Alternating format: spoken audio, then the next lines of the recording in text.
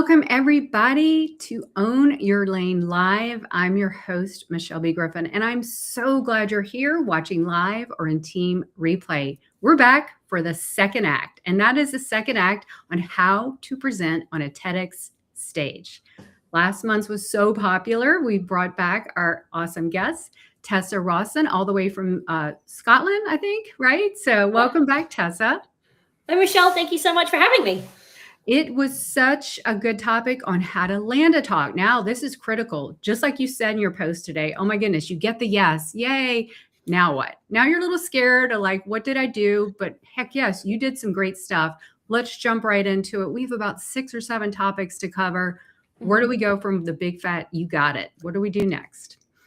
So the first thing you have to do is obviously now you've got there, you know that you're going to be on the stage, you have the date. Now you have to figure out how do you prepare yourself to be ready to present on the date. And obviously the first thing you got to do is build the talk. And for some people that might feel really simple. They probably maybe had this idea in their head for years and they can just, build up from the application. And for other people, it might feel such a huge jump from the nascent idea that they had in the application to figuring out how do you actually build a talk out of this one idea. Especially before we even say that, you and I were talking pre-live in the green room. Some TEDx's give you 6 months. Some maybe, if you're lucky, 6 weeks. So what do you do if you have a lot of time or little time? What's the next best thing with the time crunch? So I mean, ideally, the longer the better, right? It can be, I'm sure you would agree with this. There can be a lot of soul searching involved in trying to figure out what you want to say. It's a big stage. It matters. There's a potential audience of tens of thousands, millions out there that could see your talk. You want to get it right. So I would say as soon as you find out that you're on the stage, that's the time to start working. So spend your, if it's 6 months, draft out that talk, get it in front of people, do ask for feedback, for suggestions early on, workshop your idea with friends and colleagues so that you feel really good about the structure around it. You're probably going to draft it many, many times. I know people that have done 20, 30, 40 drafts of their TED Talk. If you've got 6 weeks or a month, obviously you have much less time to play with that. So just get writing, get structuring your idea. The first draft is the hardest. So just bang it out. Just get it all down on paper as much as you can. Don't worry about time. Don't worry about flow.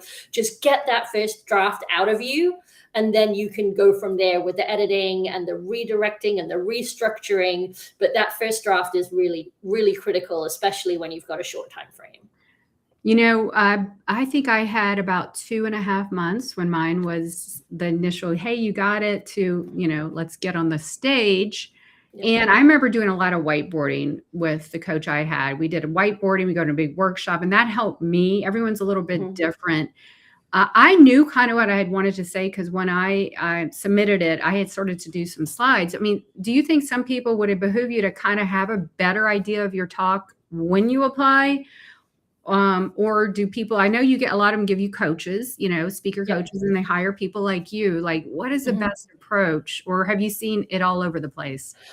So it really varies. I think there's definitely more successful ways to come at it than others. And so for me, the way that I work with my clients and with speakers when I've organized my own events is we start right at the end. What is it that you want to say? What's that one thing that you need to get across, right? Because there's 2 audiences with a TED Talk. There's the audience that are going to watch online, and that's the huge audience. But the organizer is curating for the audience in the room, maybe 100, maybe 500 or 1,000 people, and they might see 10 other speakers on the day. So you have to think, oh my gosh, if I'm presenting in front of a group who've seen 10 other talks, how are they going to remember me? What's the one thing I want them to know? And we start with that, and then we build it out. We work backwards. How do I get there? How do I get them to feel what I want them to feel? How do I get them to remember this thing that I want them to do, or the way I want them to act, or the perspective shift that I need them to understand, or the idea that I need to build in them? If it's something scientific or technical and you have to completely build a new idea, how do you do that, right? And so there are structures to go through. What do you need them to know? How do you need them to feel? What is the data or the technical information that has to be delivered for your audience to understand. So the critical details, so you're not getting into the weeds, but enough so that they understand where you're coming from. And what are the stories that you need to tell that are going to hit those notes that really help people feel the way you want them to feel. And I think those are the parts that, like you say, on a whiteboard or in various versions, you can restructure and go, I need these 5 elements. What's the best structure that's going to help me get there? Is it a linear narrative? Is it more of a circular story? Is it breaking down an old paradigm so that you can build up a new paradigm? There's so many different ways to tell the story. But you have to know what it is that you want to achieve before you can figure out what the structure is going to be. Your big idea worth sharing in the takeaway. Exactly. That's so important. So you get to the whiteboarding. Then let's go into the preparation. Let me ask you this, because I know there's some are 8 minutes. I don't think there's that many that are 17 minutes anymore. It seems like a lifetime. No. You were telling me pre-room, you have a lot to say about this. Let's talk about the memorization versus internalization, which is what I did, which is I had it nailed every single time I'd say the same thing. But if 3 words changed in the sentence, I didn't freak out because I knew I was internalizing. I kept telling myself, you're not memorizing, but it was the same thing every time because I knew I would trip up and freak out. And I know that happens to people, but there's people who can just nail it. What is your experience that lands best on the stage? So this is without doubt the question that I get asked the most is how on earth do I remember it, right? Like you say, it's rare nowadays that you'll be offered 18 minutes on the stage. It happens, 15 minutes happens. Most likely it's going to be a 10-minute talk or less, somewhere in the 8 to 12 range. And so you have to figure out for yourself, what's the best way for me to learn this? So some people really need that memorization. Otherwise, there's no way they're going to get there. Some people need the guidelines, kind of like you talked about, and some people just need bullet points. The problem with the less structured you are, the more you're going to rely on bullet points or a general flow, the greater chance that you're going to go down an alleyway that's either going to get you lost, be a big diversion, or you're not going to be able to get back out of it. And you're just going to keep adding time while you try to figure out how to back out into your talk. And I've seen it so many times, particularly in the early days of organizing events, when I was less rigorous with my speakers and helping them figure it out. I relied more on them realizing and recognizing what they needed to do. And I saw a couple of times speakers, you could see it happening on the stage. They go down a tangent, which felt really great in the moment. And then you can see them panic because they can't get out of it. And 10 minutes turns to 11 minutes to 12 minutes. And then they just wrap up quickly and it really loses the flow. So I really advocate, if you can, as structured as possible. So you don't have to memorize word for word, but you have to know it inside and out. And so I say that you need to get through uncanny valley. So uncanny valley is when you can see people kind of reading it off the back of their eyelids, right? Their eyeballs roll up and they're just rote memorization. You need to get through that. We say you need to know it happy birthday ready. You need to know it so well that you can just reel it off. When you're in the car, when you're feeding the dog, when you're going for a walk, when friends are chatting in the background, that's when you need to be able to deliver it like that. And the way to get there is to practice chunk by chunk. This is, there's different systems. This is the one that I advocate because it's very rarely going to lead you wrong. You memorize your first paragraph, your introduction.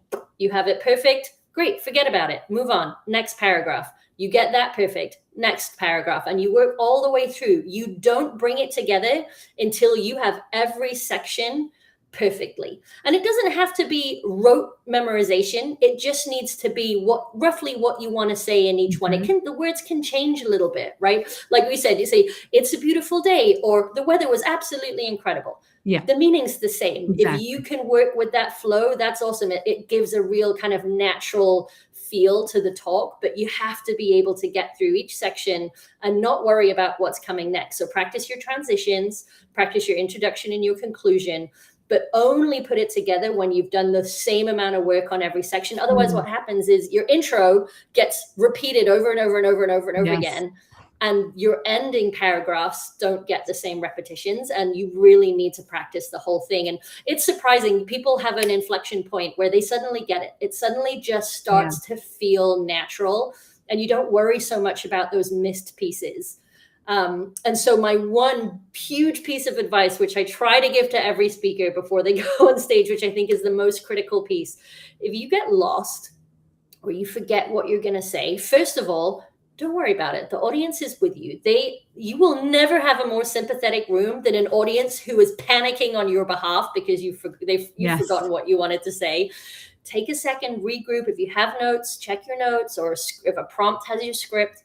But then don't start where you left off. Go back to the beginning of the sentence or the beginning of the section and start again, because a great edit will just chop that right out.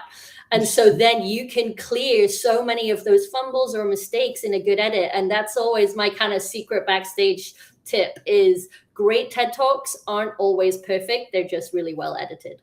You know, some of the greatest I have heard, I'm not mentioning names, I've heard some people go, and ah, and, you know, they were not, it's the message sometimes. So, Yeah. wow, that's good about just going back. And for me, like and every time I present, unless I'm showing like a slide, like an example, I knew my talk without the slides. In fact, I had to make myself remember. Oh, actually, I think I had someone do my slides for me. I told them exactly where, because I had like a black slide buffer for each one between it. But I knew my talk without that slides. And to me, that is the most reassuring thing, because if tech or something goes wrong, or I find out I know my stuff, but it's like the tech, I'm always scared of the tech messing up, right? That's the thing. But I love that, because you're right. Well, in my case, mine never has gotten out. So whatever. But anyway, that's the biggest takeaway from today. If you're on a stage and you mess up, which we don't think you will, but just go back to square one, because we got to remember the video editing. Brilliant, brilliant, Tessa. I love that. Okay, so we know about the preparation. Let's talk about, I guess the natural thing would be, and if we missed anything, you can come back later and walk me through the gaps I'm forgetting, but what about the presence? Like your audience, depending, you know, some have 5, 10, I mean, I've seen a gamut of speakers. What do you do to presentation to get warmed up not warm up the audience, it's not motivational, but can I just say this? Have you looked at so many TEDx talks on the TEDx YouTube channel? Some of them all just kind of start kind of formulaic. Do you know what I'm talking about? They all start with that TEDx aura or cloud. Do you know what I'm talking about? Like, bad or what? It's always so hard because you have such a short amount of time, right? I believe that a huge factor in your success on the night and the feel that you have when you walk onto the stage is a really great host. And there's unfortunately nothing you can do about that. A great host who keeps the audience really engaged between talks, gets them excited and motivated for you to come on, can make a huge difference. One of the things that I like to practice with my speakers is talking about how are you going to enter, right? Are you going to walk to your mark and start? What are you going to do with your hands? These are all things that you need to practice. So mainly so you don't panic on the night, right? How are you going to start? What's your opening sentence? There's, like you say, there's kind of that TED. Sometimes it's a question like, have you ever known what it felt like to duh? Or let me tell you about a time when duh. They're not bad starts, right? There's a reason that we do them. But the most important thing is that you try to establish your eye contact and your rapport with the audience. It comes down to body language, right? If you're closed up, if your hands are crossed or in your pockets, or you're sideways to the stage, the audience are going to pick up on that so much. If you can stand there and you've been introduced, you walk to your stage, walk to your mark, take a breath. Smile. That clock is going to run and your instinct is going to be to get through it as quick as possible. So walk to the spot, smile, take a breath. You could even do a like, whoo, you know, they can edit that out, but it just lets you kind of feel a second and then launch into it. Same at the end. Don't rush off the stage. I see it so many times. You're so relieved that it's done that you don't even wait for the applause. You just scoot off there. And so again, take 3 breaths, not 1, 3, because in your mind, it's like a minute. It's not. It's barely 3 seconds where heart's going to be pounding. Take 3 breaths, smile. You can do a little nod. And then if you have to, walk off the stage. But that rapport is so built on your body language, even before you open your mouth. So walk on with a smile, take a second, take a breath, have a look around. that matters. The audience will see that you feel relaxed, and they'll relax on your behalf. And that resonance between the audience and the speaker is palpable. I love that. I think I remember doing that. No, I did do that. I got on and I remember scanning the audience. I don't remember my ending, like if I waited 3 seconds or not. I think I did, but I don't know. There's no video of it, so we will never know. It's okay. I've moved on. Anyway, I love that because, yeah, 3 breaths, and that's a calming thing, the breath work for any performance. So absolutely good. And look around in the audience too, right? I'm thinking, don't just, let's talk about the movements. Like, I know it's an individual thing too, but let's talk about what you coach people on, not just giving the presentation, eye contact, but other movements. Yeah. So again, there's a fine balance, right? You don't want to be stuck rooted to the spot because it feels very tight, but you also don't want to walk around too much because it's distracting for the audience. So trying to find a balance between it. And it comes down to practice. So much of everything that we're going to talk about today can be managed, and you can build confidence through practice, through the memorization, the preparation, how you move, how you say things. The more you practice, the more prepared you are, the more comfortable you'll be on the stage. So with your hand movements, use your hands, use your body. It's very engaging. The audience want to see you move around, but you have that red carpet, so use it as a gauge. Put a carpet in your house. Maybe you've got a rug roughly the same size, or put some masking tape on the floor and use that as your guide, and practice while you're doing your speech. Practice doing it in a space and ask someone. I have a list of questions, which are feedback questions, which I really advocate for a speaker to practice with. So if we were practicing together and if you were the speaker, I would have my list of questions. And so the questions would say things like, am I moving too much? Are my hand movements distracting?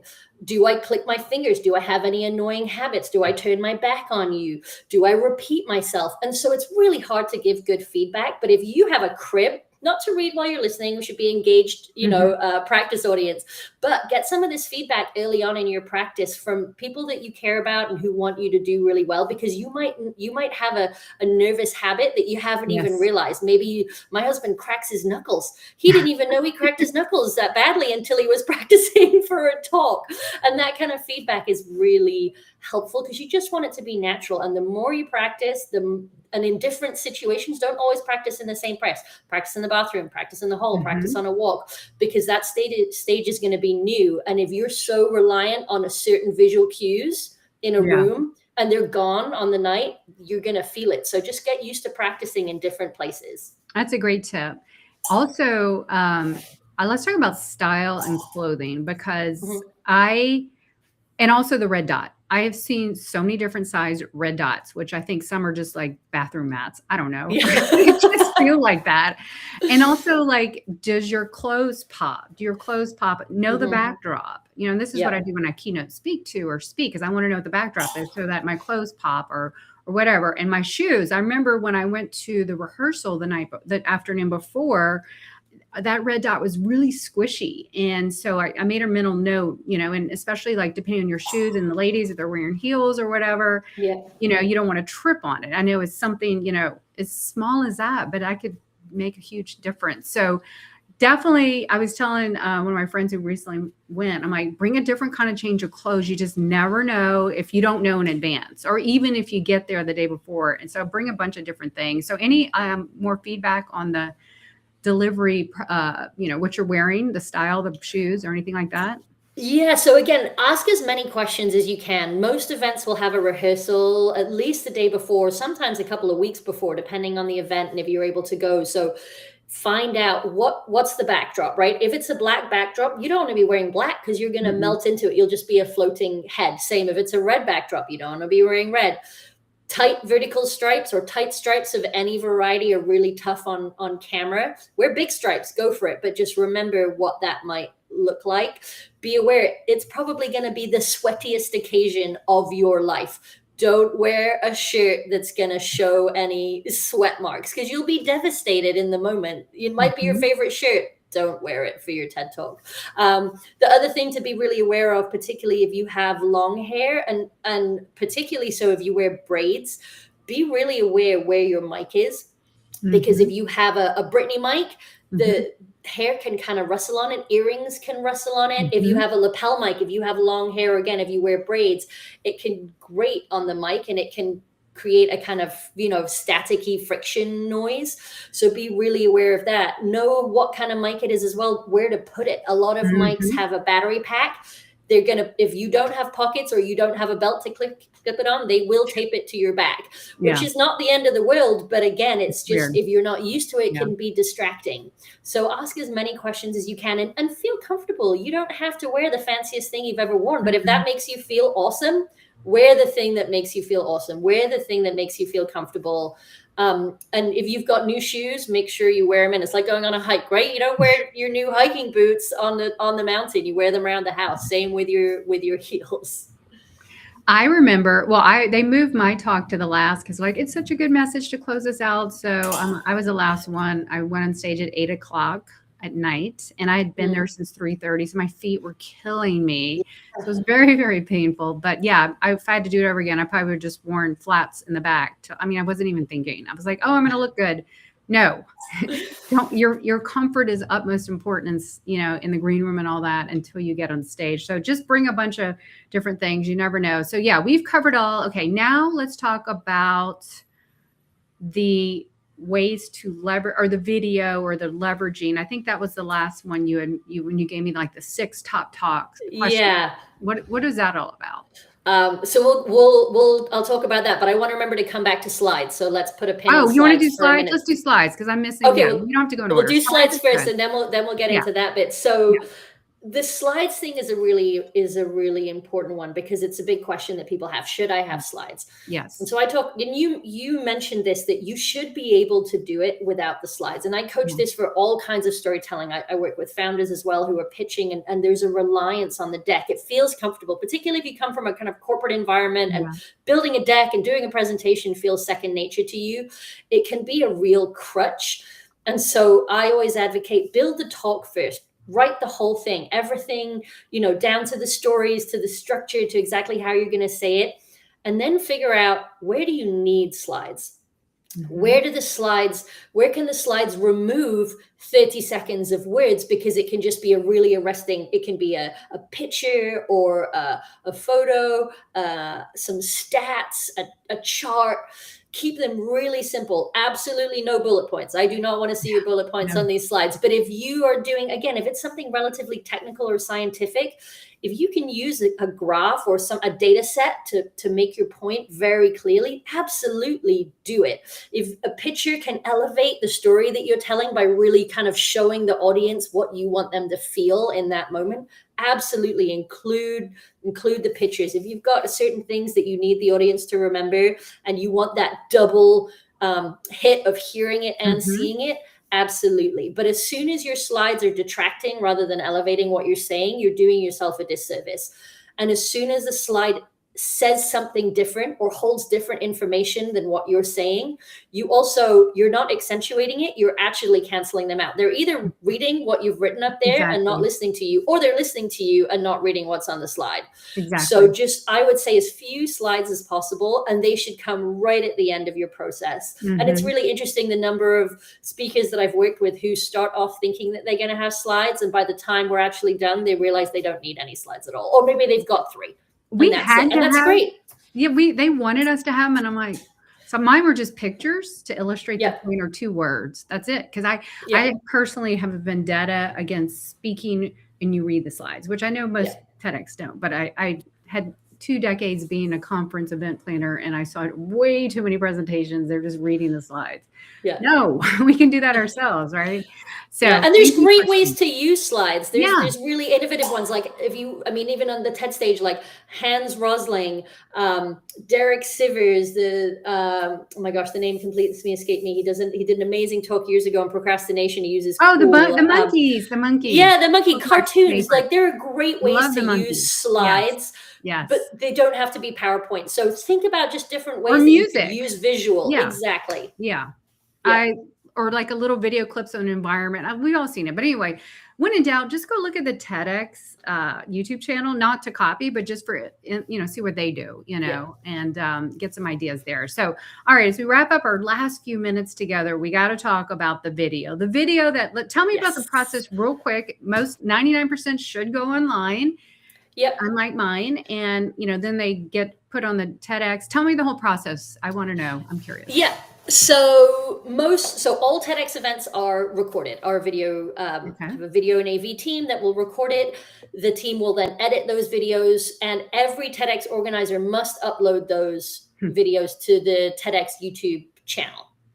Sometimes, as you've experienced, Michelle, it doesn't happen for whatever reason. Unfortunately, technical errors do happen.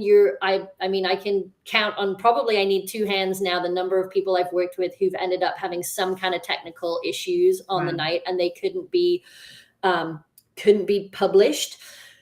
Unfortunately, it happens. However, most times they should go there. It used to be that only the best talks ended up on TED.com. Now, basically everything ends up on TED.com, which is amazing. So you have much greater chance for eyes on your video. The TEDx organizers, the organizing teams, really they're not particularly interested in pushing your video once it's been published, right? Our perspective is all about the evening. We're event curators, right? We want to have a wonderful event. Once the video has been published, it's kind of on the speakers to get out there and promote it. And I always say one thing to keep in mind is the video also belongs to TED. You will sign a piece of paper before you get on that stage saying, this is not your video. This video belongs to TED. You can use it, but you can use it either in its entirety or in clips of up to 30 seconds, I think. You can't use it for your own marketing in long clips. But these days, people are only using short clips anyway, so it's fine. But it's just good to know that talk does belong to TED. And so the most successful strategy for having your talk get a lot of views is to create a campaign around it. So like a book launch. Yeah, exactly like a book launch. Before it's even gone out, have an email list. Have a bunch of people on social media that can join your launch team who are essentially agreeing that as soon as it's published, they're going to promote it. They're going to comment, share, link, all the things that we know are really successful on social media. And so I've seen that be so successful for people. The bigger your launch team, the greater the chance of your video being picked up, because like all algorithms, once it starts to get a little traction, it gets pushed out through its own little tendrils across the internet. And so that's a really great way to break certainly the 1,000 view mark, but especially the 10,000 view mark. That's, if you can reach that threshold relatively quickly, then that's really great. But also remember, the great thing about a TED Talk is that it has legs. It's going to last. I have clients from 6, 7, 8 years ago, speakers from events that I organize, and they're still getting 10,000 views a year, right? They have this amazing legacy. So don't worry. Don't be fixated. Oh my gosh, it only got 5,000 views. That's amazing. 5,000 views. And you still get to say that you're a TED speaker. Have some strategy, right? And get it on a YouTube playlist. That's the other advice that I always give. If you talk about, authenticity, or you're in the healthcare profession, or you're an artist, find YouTube playlists about similar topics and get your talk on that playlist, because then people who are interested in your subject matter will find you on a playlist. And if you can't find a playlist, make your own. I love that. That's great advice. One last question before we part today. Tessa, when you coach speakers, what's the moment a talk has shifted from good to truly worth spreading? Ooh, that's when you get the goosebumps, when you hear it and you go, that's it. I know what that is. And it needs to be when your audience can repeat back to you in one sentence what your idea is. That's it. You've got it. You got a golden takeaway idea. We're spreading viral, hopefully, to change lives. That's so good. Yeah. All right. I know you coach and do all the things. Tell us where we can find you if someone's interested in all the things you help with at TEDx. Tell us again where we can find you. So best place to find me is on LinkedIn. I talk about TEDx, pitching, public speaking, and storytelling pretty much every day. So you can find me there. My business is called Resonance Ideas. But I'm always so happy to talk TEDx with people, whether we work together or whether I just point you in the right direction, connect with me on LinkedIn. And I would love to chat and hear your big ideas. I love that. So for everyone, thank you watching live and on replay. If we have any more questions for Tessa or myself, tag us in the comments and we will come back and answer them, because the majority of people do watch these on replay, and they have a shelf life on YouTube and LinkedIn. So you never know where they're going to, read it. So definitely tag us in both areas. And I want to thank you again, Tessa, for coming back again to share. I mean, you just give us a masterclass last month and this month. Thank you so much for sharing. Well, thank you so much for having me. It was such a treat to chat to you.